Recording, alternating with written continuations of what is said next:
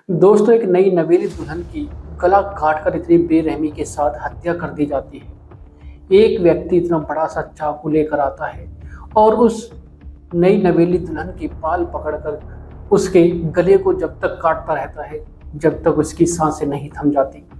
और जब पुलिस इसका खुलासा करती है कि उसने आखिरकार उस महिला की, उस दुल्हन के गले को क्यों काटा, उसकी हत्या क्यों की, तो सबके पैरों के तले से जमीन खिसक जाती है। सब सोचने और समझने के लिए मजबूर हो जाते हैं कि क्या कोई ऐसा भी कर सकता है, इतनी हैवानियत किसी के अंदर कैसे आ सकती है। तो दोस्तों, जानते हैं आज की इस कहानी के माध्यम से पूरी घटना को। अगर आप चैनल पर पहली बार हैं, चैनल को सब्सक्राइब करें, वीडियो को लाइक करें, शेयर करें और कमेंट करें।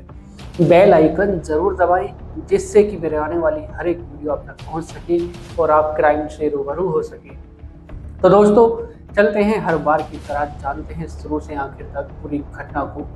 नमस्कार दोस्तों, मैं अनुज आज आपके लिए जो ये कहानी, ये क्राइम की स्टोरी लेकर आया हूँ, ये है उत्तर प्रदेश का एक जिला है कौशाम्बी और वहीं का एक थाना है सैनी और उसी का एक गांव लगता है सिरथू। दोस्तों, शाम के 5 बजे का समय होता है। मोहन पटेल अपनी पत्नी के साथ खेतों पर धान की कटाई कर रहा था और तभी उसका फ़ोन बजता है। और जब फ़ोन बजता है तो मोहन पटेल फ़ोन को उठाता है और जैसे ही फ़ोन को उठाता है तब उसका बेटा ज़ोर से चिल्लाते हुए कहता है कि पापा, भाभी का किसी ने गला काट दिया है।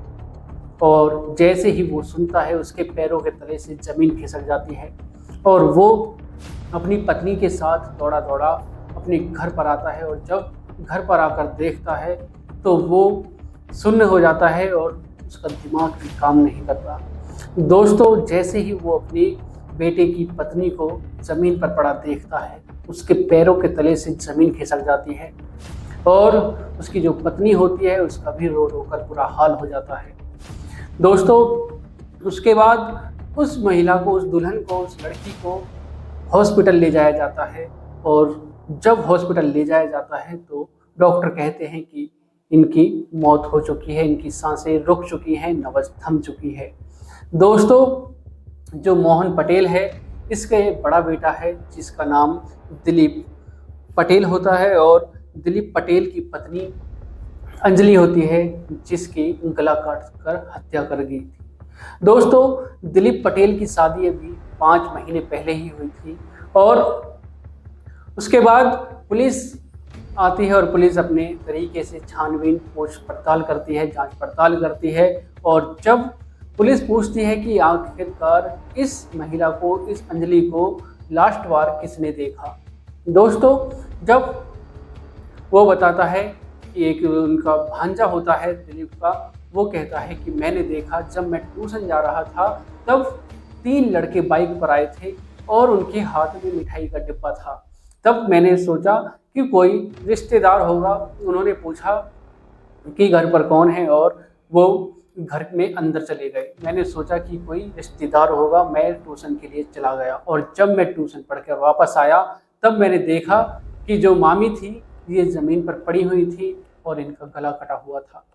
दोस्तों, उसके बाद वो लड़का बताता है कि जो भांजा होता है वो बताता है कि उसके बाद मैं छोटू मामा को बुलाकर लेकर आया और उन्होंने, जो नाना हैं, छोटू के पिता होते हैं, दिलीप कुमार के पिता होते हैं, उनके पास फ़ोन करता है, अपने पिता के पास फ़ोन करता है छोटू और वो पूरी घटना को बताता है। तब उसको, पुलिस को पता चल जाता है कि आखिरकार 3 लड़के थे और पुलिस को इतना ही सबूत बहुत होता है और पुलिस अपनी जांच पड़ताल में लग जाती है। दोस्तों, जब पुलिस जांच पड़ताल करती है तो सीसीटीवी कैमरे को खंगालना शुरू कर देती है और गांव के लास्ट में जो सीसीटीवी कैमरा होता है उसको देखा जाता है। तब पता चलता है कि उसमें 3 बाइक पर बैठे हुए लड़के दिखाई देते हैं और उनकी शनाख्त कर ली जाती है, उनकी पहचान कर ली जाती है। उनमें से एक लड़का होता है जिसका नाम बलवीर होता है।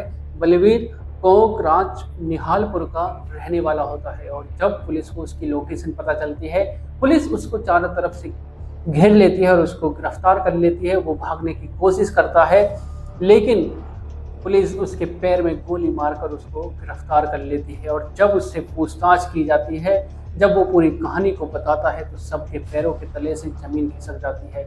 सब सोचने और समझने के लिए मजबूर हो जाते हैं कि कोई आखिर ऐसा कैसे कर सकता है, इतनी बेरहमी के साथ इतनी हत्या कैसे कर सकता है। तो दोस्तों, बलबीर बताता है कि अब से 3-4 साल पहले हम दोनों की प्रेम कहानी चल रही थी। सब कुछ ठीक ठाक चल रहा था, हम दोनों एक दूसरे से प्यार करते थे और मैं अपने परिवार वालों को अंजलि के घर पर भेजता हूँ शादी का हाथ मांगने के लिए, लेकिन अंजलि के पिता शादी के लिए मना कर देते हैं क्योंकि मैं कोई काम धंधा नहीं करता था और जो मेरा परिवार है वो गरीब परिवार था, इसलिए अंजलि के परिवार वाले शादी करने के लिए मना कर देते हैं और वो लड़का देखते हैं और फिर उसके बाद वो अंजलि की शादी कर देते हैं दिलीप पटेल से, क्योंकि दिलीप पटेल का परिवार अच्छा था, घर परिवार अच्छा था और वो दिल्ली में रहकर जॉब कर रहा था। दिलीप अपने भाई के साथ रहकर दिल्ली में काम कर रहा था, जॉब कर रहा था, अच्छा खासा कमा रहा था और उसी को देखकर अंजलि के परिवार वालों ने दिलीप से शादी कर दी। 5 महीने पहले ही शादी हुई थी और उसके बाद जो बलबीर होता है वो अंजलि के पास फ़ोन करता है और बार बार उससे यही कहता है कि तुम्हारी शादी हो चुकी है तो कोई बात नहीं, तुम मेरे से बातें तो करना मत छोड़ो। लेकिन अंजलि कहती है कि मैं अपने पति को धोखा नहीं दे सकती, मेरी अब शादी हो चुकी है, तुम मेरा पीछा छोड़ दो, मेरे पर फ़ोन करना बंद कर दो। और फिर उसके बाद मैं अंजलि को धमकी देता हूँ कि अगर तुम मेरे से बात नहीं करोगी तो फिर मैं तुम्हें जान से मार दूंगा। लेकिन अंजलि जो होती है वो हंसी में ले जाती है, वो सोचती है कि मजाक कर रहा है क्योंकि जो मेरे से इतना प्यार करता है वो मेरी हत्या कैसे कर सकता है। और उसके बाद मैं प्लान बनाता हूँ, 10 अक्टूबर को मैं निकल जाता हूँ और एक चाकू लेकर बड़ा सा और उसके घर पर पहुँच जाता हूँ और फिर उसकी गला काट कर उसकी हत्या कर देता हूँ। और जब बलबीर अपनी पूरी कहानी को बताता है तो सबके पैरों के तले से ज़मीन खिसक जाती है। सब सोचने और समझने के लिए मजबूर हो जाते हैं कि आखिर कोई ऐसी हत्या कैसे कर सकता है, इतनी बेरहमी के साथ किसी की जान कैसे ले सकता है।